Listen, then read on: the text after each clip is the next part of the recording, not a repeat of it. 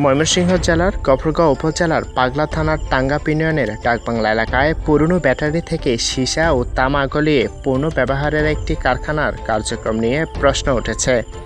স্থানীয় সূত্রে জানা যায়, কারখানাটিতে দীর্ঘদিন ধরে ব্যবহৃত ব্যাটারি সংগ্রহ করে সেখান থেকে সীসা ও তামা পৃথক করে পূর্ণ প্রক্রিয়াজাত করার কাজ পরিচালিত হচ্ছে। এই ধরনের কার্যক্রম পরিবেশ ও জনস্বাস্থ্যের জন্য ঝুঁকিপূর্ণ হওয়ায় পরিবেশ অধিদপ্তর সহ সংশ্লিষ্ট কর্তৃপক্ষের প্রয়োজনীয় অনুমোদন এবং পরিবেশগত নিরাপত্তা ব্যবস্থা থাকা গুরুত্বপূর্ণ।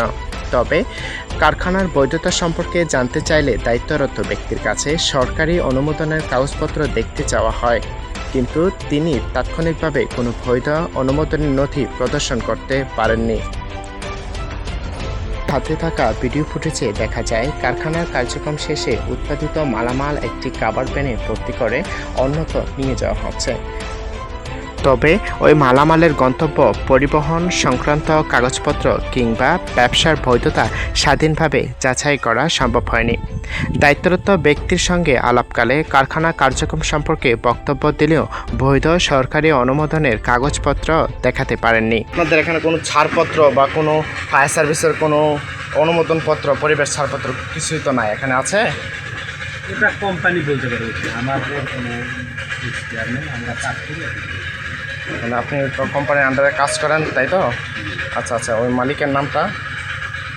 মালিক এখানে দেখাশুনো দায়িত্ব আছে সুজন। সুজন, উনি কি এলাকার বাসিন্দা নাকি? যে এলাকার বাসিন্দা মাসুদ। আচ্ছা আচ্ছা, ওনার কোনো রাজনৈতিক পরিচয় আছে? এটা আমি বলতে পারি। আচ্ছা আচ্ছা, মাসুদ আর হচ্ছে সুজন।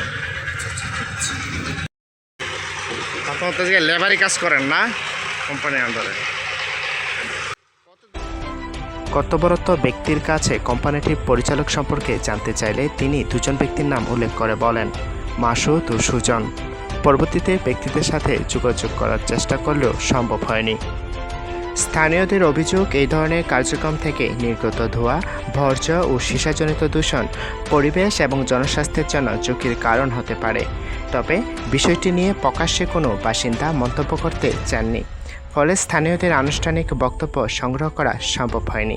এদিকে সচেতন মহলের দাবি, বিষয়টি গুরুত্বের সঙ্গে তদন্ত করে কারখানাটি বৈধ অনুমোদন নিয়ে পরিচালিত হচ্ছে কিনা, পরিবেশগত বিধিবিধান মানা হচ্ছে কিনা এবং জনস্বাস্থ্যের জন্য কোনো ঝুঁকি সৃষ্টি হচ্ছে কিনা তা খতিয়ে দেখা হোক।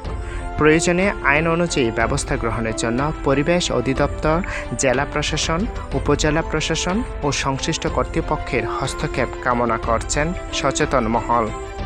মোহাম্মদ তফসির তালুকদার শাকিল, কালের আলো নিউজ ডেস্ক।